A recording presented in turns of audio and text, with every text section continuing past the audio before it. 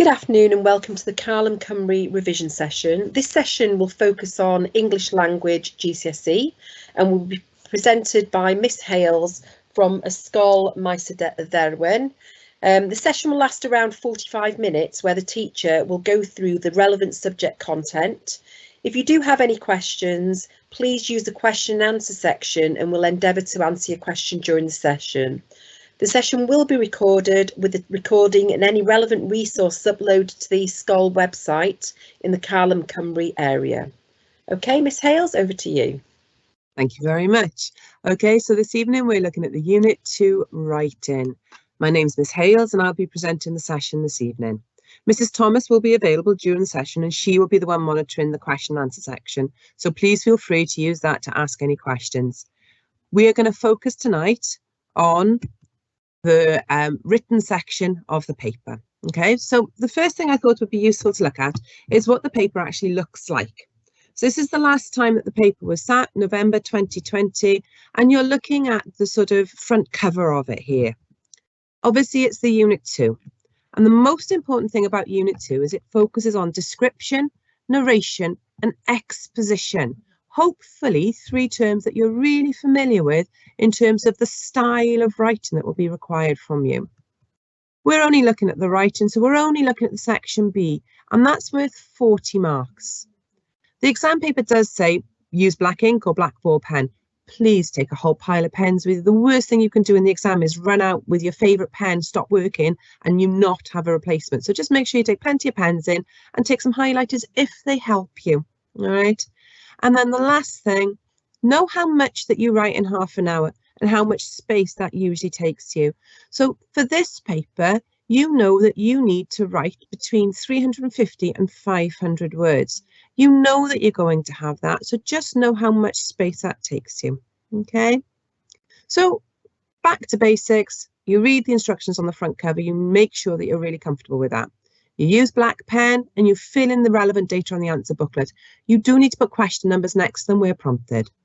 Make sure you complete the proofreading and the editing section of this paper. It's worth 10 marks in total and it's a really handy way of boosting your mark. And then obviously you're going to write 1 task at the end from a choice of 2.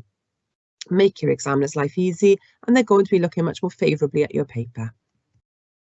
Okay, so organising your time in the exam, you know how to go about doing this. You've got to monitor your own time. There'll be a big clock in the hall somewhere. Keep an eye on it. Make sure you know when section A should be finishing and when section B should be starting, because they're worth the same marks and they need the same time spent on them. So you need to make sure that you're not doing more on A and then therefore losing marks and time on B. Okay, so just make sure you spend the same amount of time. You've got 2 things to do on section B, B1 and B2. That's the proofreading and the writing, which obviously should take most of the time. Okay, so the proofreading practice. I don't know if you've been doing these yet, but I know my class certainly have been. This is where you've got to check the spelling, the punctuation and the grammar on a piece of writing. So you get given something and it tells you there are 5 errors and you need to write them correctly in the space below. So if we have a look at this text, we're trying to find the errors in it. It was then that I noticed Titus was acting strangely. Well, when I look at that, I notice straight away that there's a small I instead of a capital I. If it's talking about the person, it needs to be capital. So I know that one. I can circle that one straight away. He was sweating heavily and he started to shake and tremble. He went really pale and started behaving oddly. I asked him what were wrong. Okay, what were wrong? All right, so as soon as I start hearing that, I know that's not the right one that I need in there. I know I need something else in there. So I'm just going to circle that for a minute. He told me to shut up or he would punch me. Okay, so straight away again, that needs to be a full stop, doesn't it? It's not a comma. When I looked shocked, he burst into tears and said he was feeling dizzy and weak. That doesn't look right. That weak looks like it might be the wrong one, so I'm going to circle it. I asked him if he'd taken his insulin, but he seemed confused. After a short while, I realised that he was showing the early signs and symptoms of suffering from a hypo. Okay, well, I can notice there that this is in past tense and realise isn't there. So I know that that's the next mistake. So I know now I've got my mistakes. I've circled them. And then it says I've got to write the corrections out underneath in the order in which they appear. So now I have to write them where it numbers them, where I've got those things numbered, but I have to put them in the order that they appear. Now, at the end of the day, if I get that wrong in the exam, they're not going to penalise me for it, but I need to make sure that I have definitely got the capitals and the little letters right. If it is a capital in the text and it's meant to be a capital, I've got to keep it as a capital. So I'm correct in the first one, from a little letter to a capital, that's fine. The others, I don't need capital letters for them, and so I make sure I don't put a capital letter for them. And so I've just written them out as they should be with the corrections. With the one where it had a comma and I needed a full stop instead, I wrote the 2 words, punch me, full stop, just to make sure the examiner saw I know what I was doing. Okay, so that's the proofreading for you. Once you've done the proofreading, which is usually spelling, punctuation or grammar, you then need to do the editing practice. And there are several different ways that this shows up. So sometimes the editing practice is the best fit. So when you're looking at this, it actually again tells you circle the correct word from those in the brackets to complete the following short text. So you have to choose the word that fits, that is the right word. So Mr. Francis was the principal speaker. Okay, so well, I know that principal in that instance needs to be the main speaker. He's not the head speaker. The principal is the head. He's not the head speaker. He was the main speaker, the principal speaker at the conference. His new role was to counsel students on financial matters. Well, I know that counsel with a C is when you've got the group of people together, and counsel with the S is to advise. Everyone was confident that the advice he offered would be willingly accepted. And again, I know that advise is the words that you're giving them, to advise, but the actual content, the advice, is what it needs to be circled there.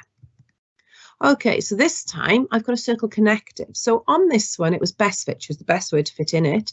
This time I know I've got connectives and I've got to find the right connective to fit in. So Anne went to the hospital, something, she'd broken her arm. So I've got a choice underneath there, and I know I need to put because in there, really, don't I? Anne went to hospital, however, she'd broken her arm, doesn't fit.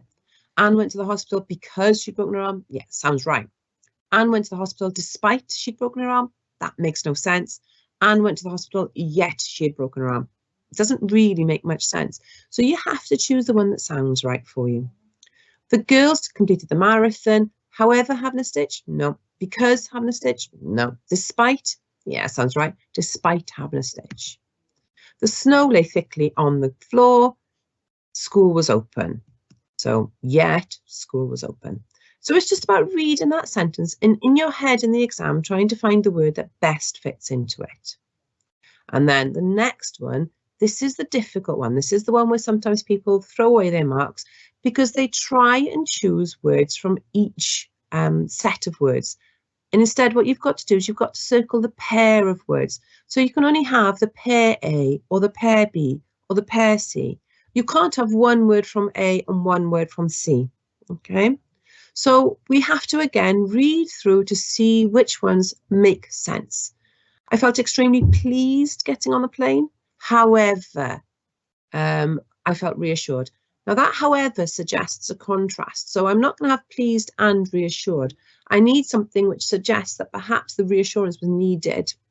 So because there's a contrast between them. So is she anxious and distressed? Probably not, because they're both the same. Is she hopeful and joyful? Probably not, because again, they've got a similar meaning. Vulnerable and worried? Again, they've got a fairly similar meaning. Nervous and comfortable? I think that probably sounds right, so let's read it through. I felt extremely nervous getting on a plane for the first time. However, once the safety procedures were explained, I felt comfortable. That sounds much more accurate, much more fitting in terms of the meanings of the words, okay? And that's the way to do it. Read through, eliminate the ones that don't make sense and go for the best fit. And then the last one is one that usually takes a little bit of working out, but should be quite easy to do. So you've got to read the text and they're in the wrong order. They're from a story and they don't make sense in the order they're in. So the first thing you need to do is you need to put them into the order you want them to follow. So you've got to look at the connectives in this story. So I've got to look through. Number one, she decided to run backwards. That's not the start of a story. Number two, therefore she sat quietly. That is not the story. Number three, as the girl boarded the aeroplane. Okay, that sounds like the start of an event, start of the story. So as the girl boarded the aeroplane, she realised she'd forgotten her hand luggage. Okay, that makes sense as a start. However, she was stopped. That doesn't go next.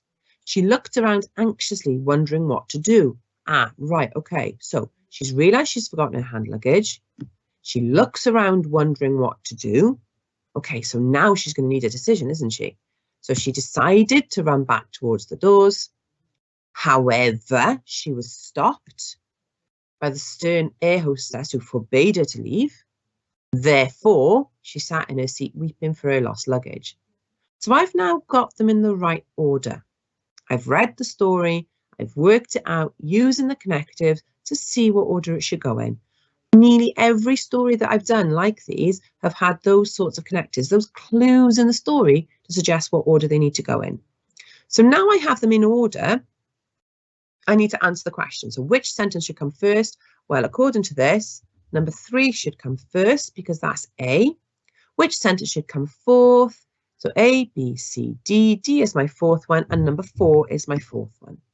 And so that is the way I answer that question. And I would encourage you to write those letters down the side of it as you work out the order they go in, because it can really help you then to make sense of the story. Okay, so that's the proofreading and then the editing. And those are both worth 5 marks each. So a nice handy 5 marks to gain there, especially if you're not confident with your writing in terms of the final results.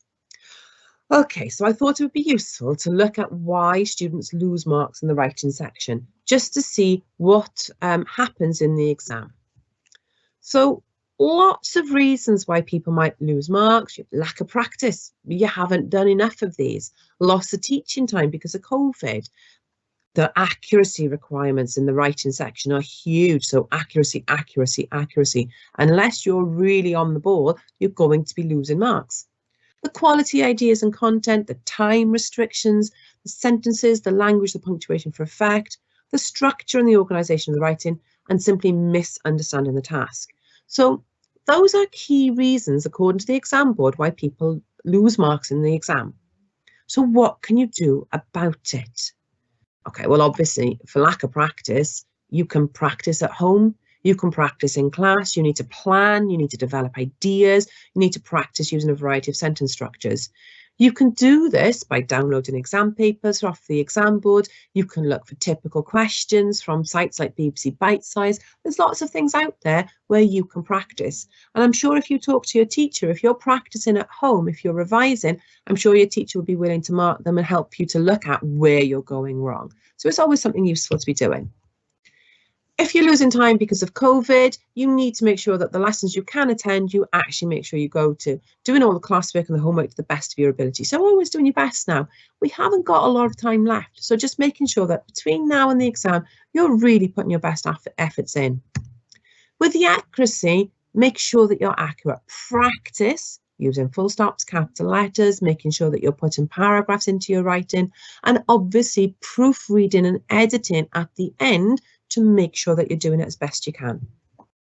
With the quality of ideas and contents, it's well worth having a range of ideas ready.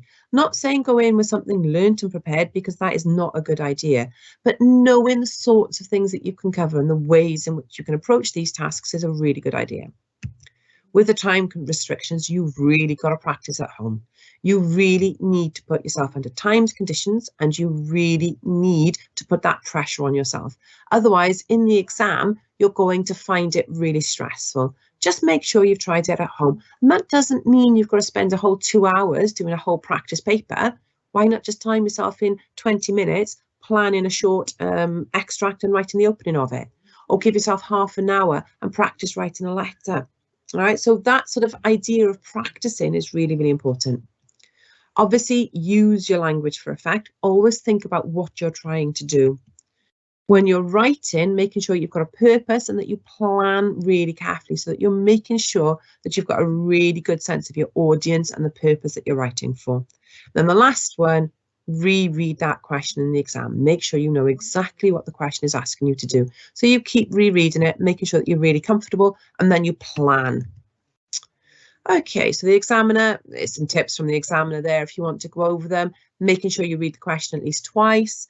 generate some ideas and spend time about how you're going to sequence them, because obviously in the exam, you're being tested on your writing. So thinking about how your ideas link together is going to be really important.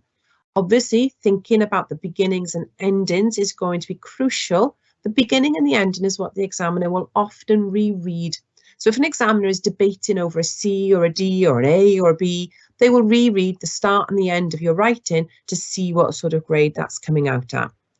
Obviously, keep a really close eye on the time and make sure that you're moderating what you're doing to the time you've got left. So if you can see you've only got 10 minutes left and you're only on paragraph 3, then you're going to start trying to wrap it up. You're going to try and make sure you've completed your ideas. And then at the very end, please make sure you've got time to reread what you've written and ensure that you've got that real focus and accuracy. So checking over. So really, what have you got to remember in the exam? You've got to remember what, and you've got to remember how. What is about making sure you've got your ideas together, making sure you've got your content, your ideas, your structure. Your what is your ideas, the way that you're putting everything together in it. The how is how you write it. So the how is about the paragraphing, the punctuation, the sentence structures, the word choices, and the details and the effects you're trying to create. So what and how in the exam are the key areas to think about when you're writing. This is a really handy, quick way to plan. I make my students in my class do purpose, audience, format, tone before they start any piece of writing. You may have come across it yourselves. Your teacher may use a different acronym, and that's fine. But what I'm asking you to do is to think really carefully before you start. Why am I writing? So what is the purpose of my writing? In this particular exam, you're going to be describing, narrating, or explaining. Right? That's what this exam is about. In the exam, they will ask you in the question to write for a specific audience. So it might say the Board of Governors, it might say your head teacher, might say your year groups, it might ask you to write to a group of your peers, but it always gives you the audience. That is going to inform the way you write. Very much that should be about how you think about the tone of voice that you're using. In terms of the format, that is where you think about what you're writing. Have you been asked to write a letter, a story, an essay? Are there any key format features that you need to think about when you're doing that? So, for example, with the letter, that should be triggering in your mind, right? I need an address, I need a date, I need a formal opening, I need a formal sign-off. That format should trigger in your mind the sorts of ideas that you've got about how it should look on the page, how you set it out.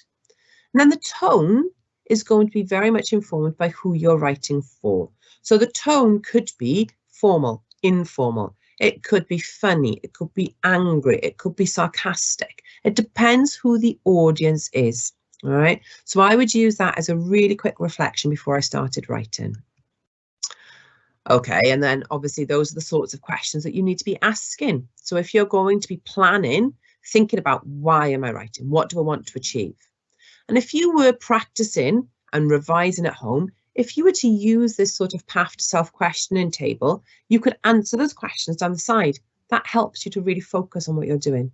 So purpose, why am I writing? What am I trying to achieve?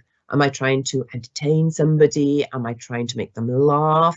Am I trying to put across my point of view? What am I trying to do with my writing? And then audience, who am I writing for? And what do they need to know? Do I need to be very personal with them? Do I need to directly address them? Or do I need to be more detached and more objective? And then the format, what are the expected features? What does it need to look like? And is what I'm writing fit for that purpose? And then the last one, tone, lively, is it going to be funny? Is it going to be entertaining, formal or informal, active or passive voice? So it gives you some questions to ask as you're going through. And if you use that as a way of planning, that should help you to really focus your writing in the exam. And I think personally, 5 minutes planning is worth about 15 minutes worth of writing in an exam. Give yourself 5 minutes, take that time, and that should help you to improve your grade. Okay, so let's really start to narrow down our focus now. This exam is Unit 2. It's the description, narration, exposition. What do those writing types mean? So a description is when you're focused on the details, the emotions, the senses. You're really focusing in on small minutiae of the environment around you and the details of the story.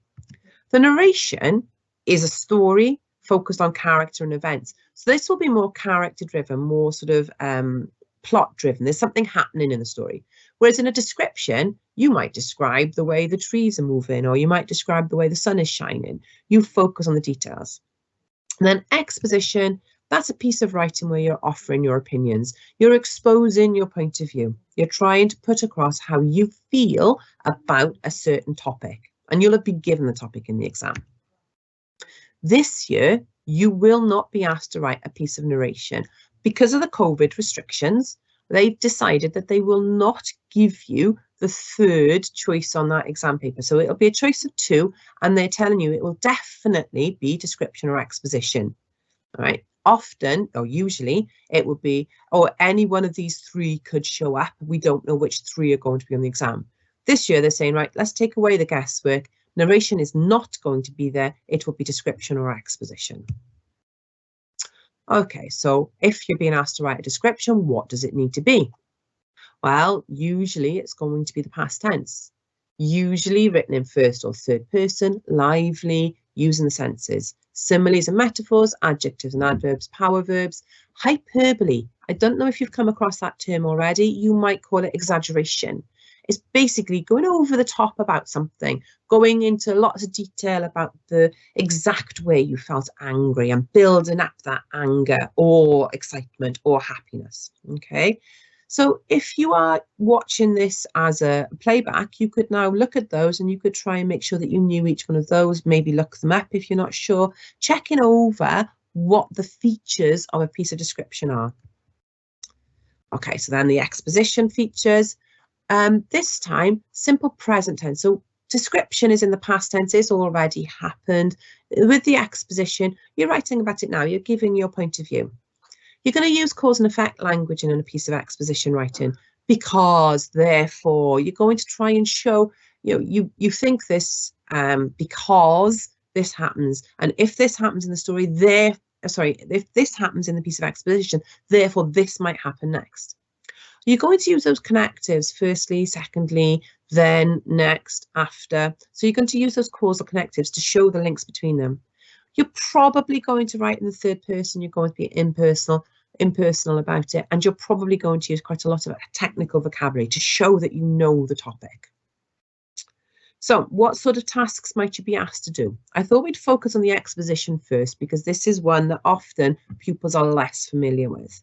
An exposition is you giving your opinion. So write an essay explaining, write a leaflet explaining, explain. They like that word explain in the exam. It shows up a lot.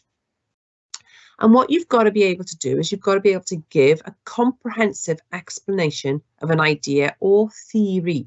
So sometimes they give you a quote in the exam and they ask you to explore your points of view on that. Sometimes they ask you to write about perhaps the fitness levels of children. So fitness levels in children are dropping. Explain your point of view about this. So it's about your explanations. So here is a type of question. This was one that appeared on one of the first exam papers. When I was young, I thought that money was the most important thing in life. Now that I am old, I know that it is. A quote from Oscar Wilde. So in the question, what was the task? Write an essay explaining why money is important to teenagers. Seems like quite an easy thing to do to start off with. So you're making sure that you're explaining why money is important, specifically for teenagers. It's a formal piece of writing. It's going to be objective. You're trying to point out your personal points of view, but you're trying to be relatively objective about it. You're trying to be reasoned and logical. You're not having to argue or persuade the reader with this one. You're pointing out why you think it's important. It's your point of view, your opinions. And obviously what they try and do is they try and link the writing task to the reading section. So Mrs. Thomas has gone over the reading section with you already. Using the ideas from the reading section, they then link to the writing section. So you've got maybe 5 or 6 texts to look at and to take ideas from. And again, make sure you plan so you don't run out of ideas. Okay, so the WJC echo that. Planning is essential. So what could you do? Well, you could take the title and outline why money is important, or you could write about why it's important to some teenagers and not to others. And again, no requirement to persuade, just be articulate, just be coherent, just present your ideas. Okay, so let's explode the question. The focus is on explain, and the focus is on teenagers with money. So you would need to sit there and you'd need to think about, why do teenagers need money? Why do you need money? And you might want to look at the reasons why some teenagers are completely focused on money, and you might want to look at the reasons why some teenagers aren't. And you'd go through that together.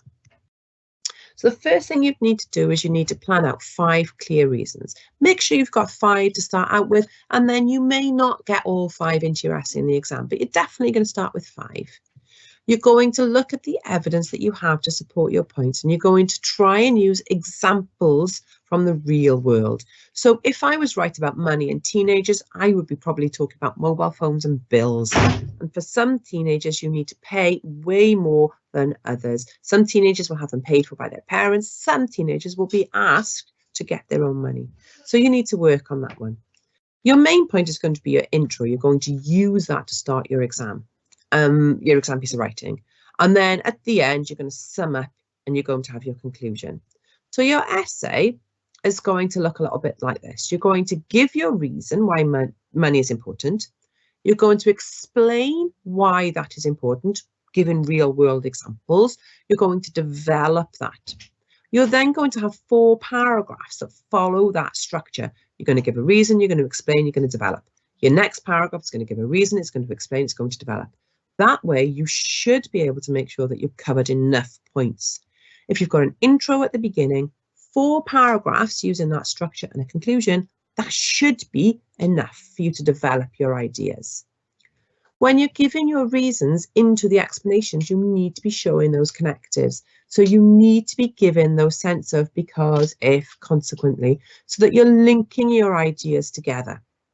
And then obviously, to go from the explanation to the development, you need to be showing those outcomes or contrasts so that you're giving them a sense that these are linked tightly. Obviously, try and use this in the planning in your exam. Try and maybe get some connectives down or outcomes or contrasts down. So in the exam, what do you need to do? You need to stay focused. 1 clear point per paragraph. Explain your opinion in detail. Make sure you've got the evidence, and then perhaps if you really want to develop it, you could look at the counter arguments. You could look at what others would say and then agree or disagree with them. So you could do the whole sort of, some people would say that, however, in my opinion, I think, and that gives you somewhere to go with that argument then. Okay, so this is the sort of planning sheet. So if you're doing this on playback, you should be able to take a photograph of that or take a screenshot of it and use that to plan your exposition essays. So you could do this money one if you wanted to. Your initial feeling about the statement, so you jot down your introduction, then you've got your 4 sections to get your 4 paragraphs going, and then a conclusion. Explain why it's important. Okay, so this is quite a useful planning sheet. It's a good one to use if you like to see that sort of logical, coherent flowchart of ideas. If this suits you, use this. Okay, so let's have a look at some examples. Is this an appropriate response? One of the primary reasons teenagers think that money is the most important thing in life is because it has a direct impact on their social lives. If a teenager holds a part-time job, this means they can use some of the money they earn to spend on activities with friends, such as bowling, going to the cinema, out for dinner. Consequently, having money will make teenagers have a more enjoyable life. Wouldn't you like to have lots of opportunities to spend extra time doing nice things with your friends? I certainly would. Okay, so is that appropriate? To a certain extent, yes. It's the right purpose. It's thinking about money. It's giving opinions. It is on track in terms of the content. It's looking at money. But it's using rhetorical questions. And that's not really what an exposition piece needs to be.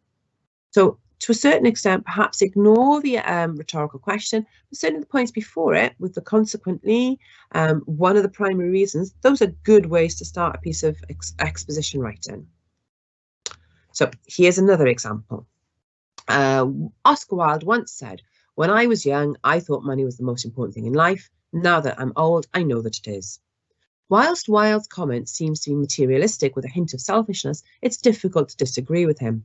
Young adults are all taught to pretend that money doesn't buy happiness. They're told it only breeds empty feelings of desire. Teenagers are told not to worship it. However, teenagers don't just want money, they need it. So I think in a way, much more focus on the purpose here, thinking about the opinions on money and exploring how that candidate feels about it and giving an interesting point of view on it. So remember, begin your essay, use the statement from the topic or the theme that you've been given.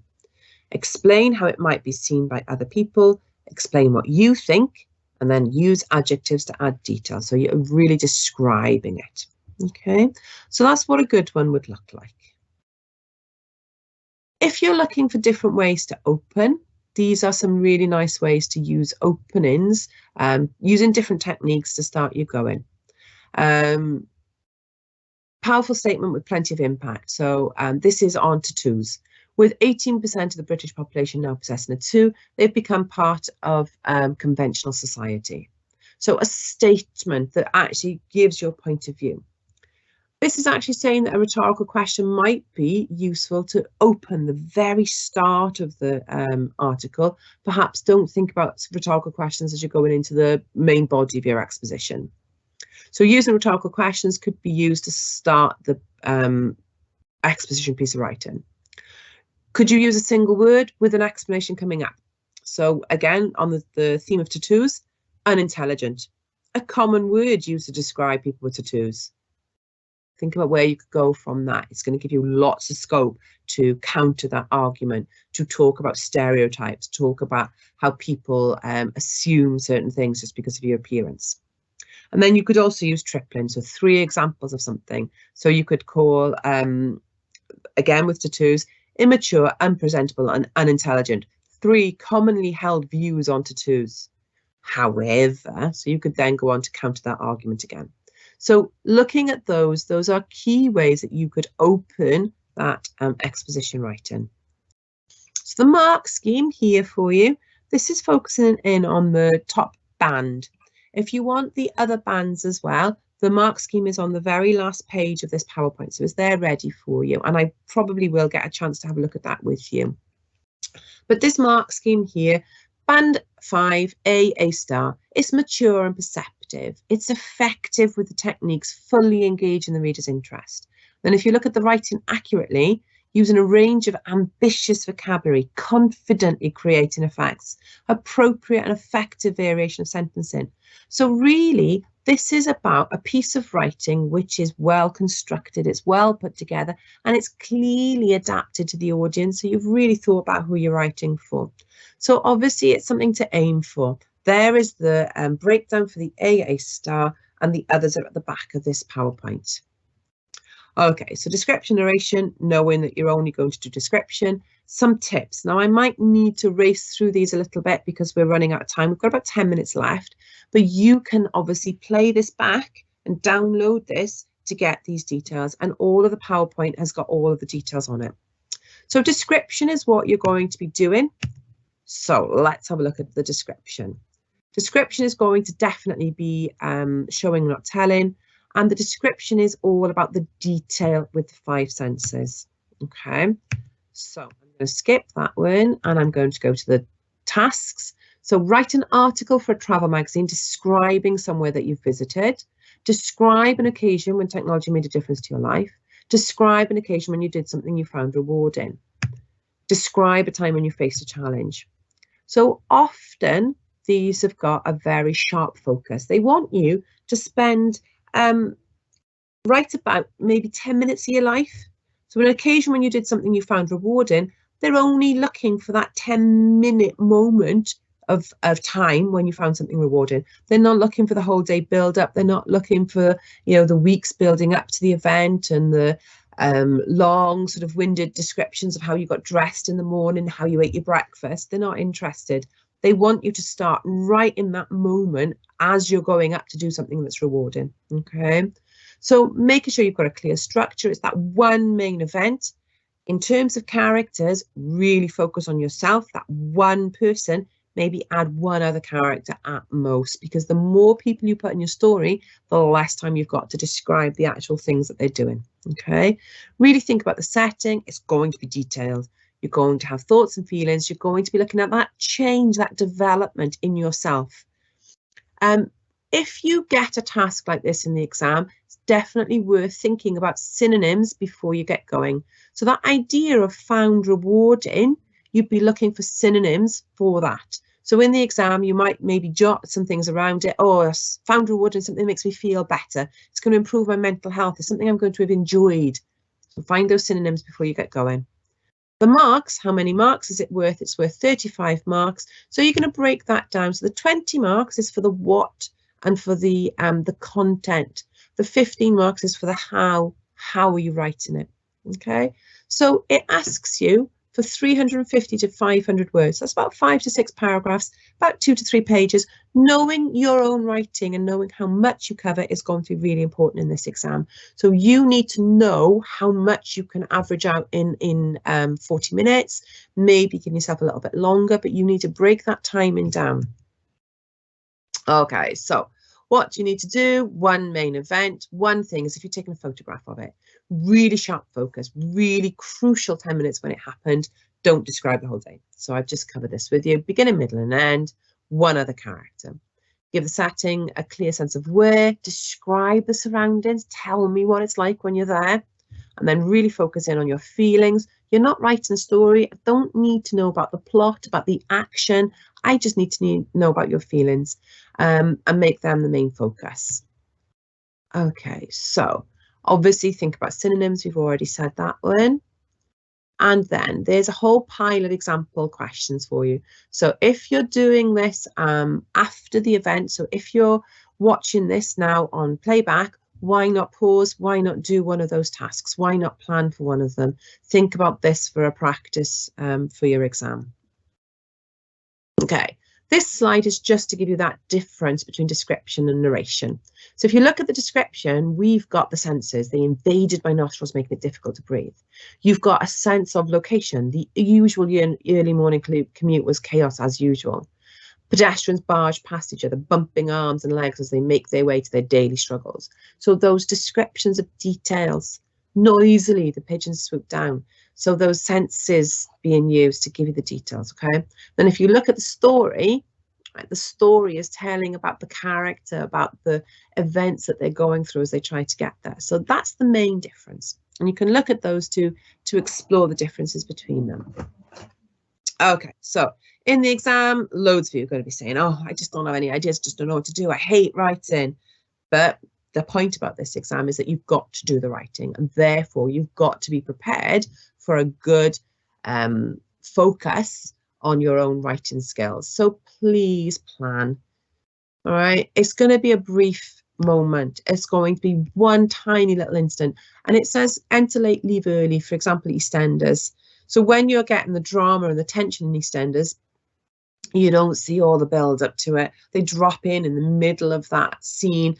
They get all the drama, the tension, the anger, and then they burst out again. So begin in the middle, create excitement. Don't start at the beginning. All right. So although I say give me a clear beginning, middle and end, that doesn't mean starting from the start of your day. I mean begin from that 10 minutes when you're going to find something rewarding. Okay. So please, in the exam hall, don't sit there, stress your eyeballs. You're not going to get a sudden moment of inspiration. You're not going to get a magic idea. So you've just got to get on with it. All right. So it's going to be stressful in the exam, but you need to be prepared for it. It's something you can plan for. Start with the nugget, the micro idea, hook onto the keyword in the exam. They're often feelings, they're challenges, something you enjoyed, a responsibility. They're key words that you can hook in on. And then if you really can't think of a time when you felt like that, make it up. But please keep it based on a real event. We're not talking about you going to the moon and finding a sense of achievement because you're the first person to discover life on Mars. That's not what it's about. It's about you feeling a sense of achievement because you've managed to crack a task that you've never done before. It's about you feeling responsibility when you had to look after your rabbit for a week. Take that idea and build it using the skills you've been using.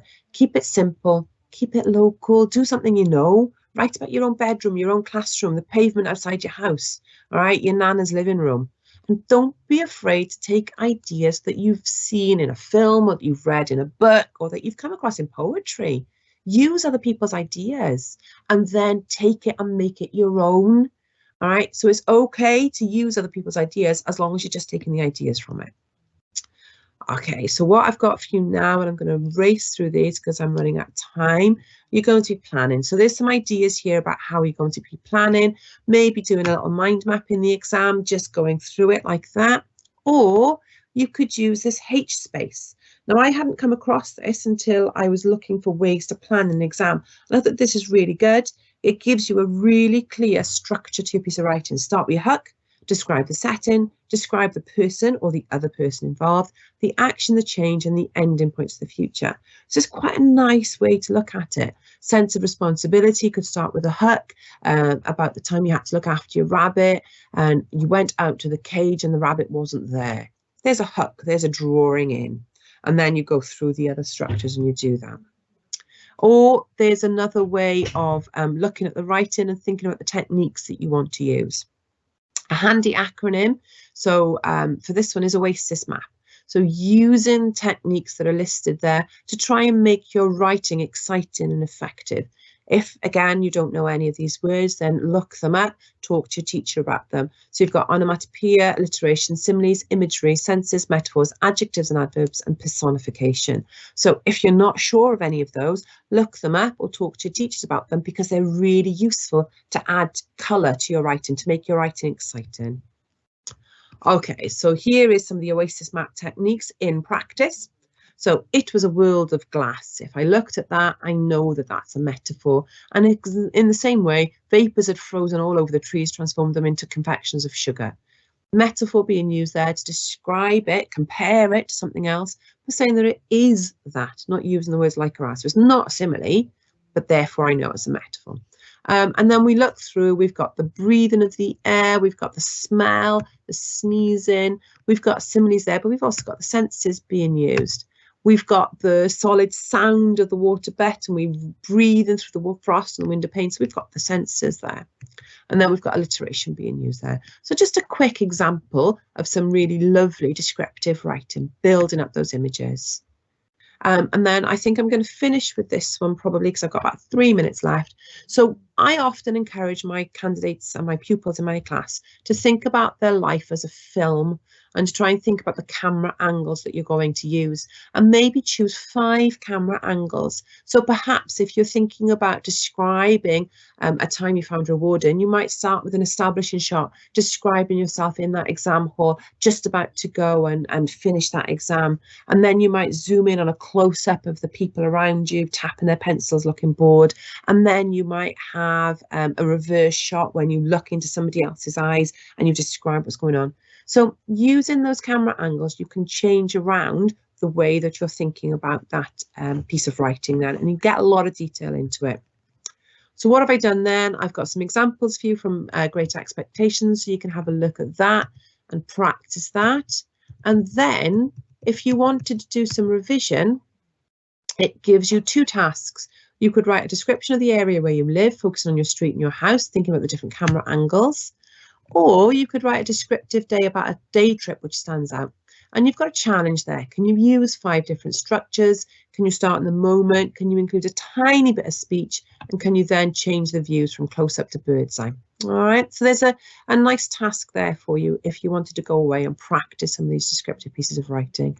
And then the rest of this PowerPoint then takes you through the little tips and tricks again, mentioning maybe talking about dialogue, making your writing more sophisticated. So show, not tell, something really handy that I'm sure your teacher has been doing with you a lot, making sure that you're describing something, not telling me that the bully was tall, but showing me that the bully towered over me. All right, so a good one for you there.